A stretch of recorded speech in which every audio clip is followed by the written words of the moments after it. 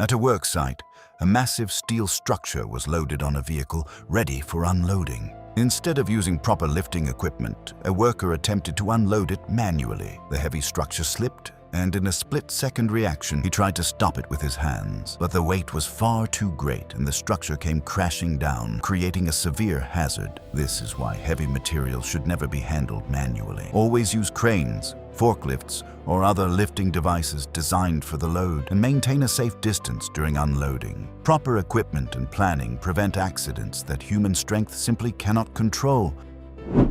In an industrial yard, a forklift was transporting a massive steel pipe. The load was far heavier than the machine could handle, causing the forklift to tip forward. In a split-second reaction, the operator tried to stop the falling load with his hands.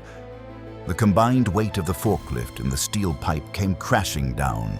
Incidents like this happen when equipment is overloaded or safety procedures are ignored, creating an extremely hazardous situation. Always check load limits, secure heavy materials properly, falling machinery by hand. Using correct lifting techniques and maintaining safe distances can prevent accidents like these. Using their weight for balance. At a construction site, a crane was lifting a heavy load high above the ground. But the load was far too heavy, and the crane structure couldn't handle the strain.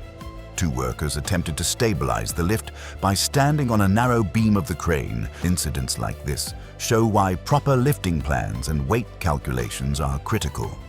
Always follow load charts, use the right equipment, and keep workers clear of suspended loads. Moments later, the crane collapsed under the pressure, creating a catastrophic hazard. Never improvise with human weight or unsafe methods to stabilize a load. Safety planning can prevent disasters on site.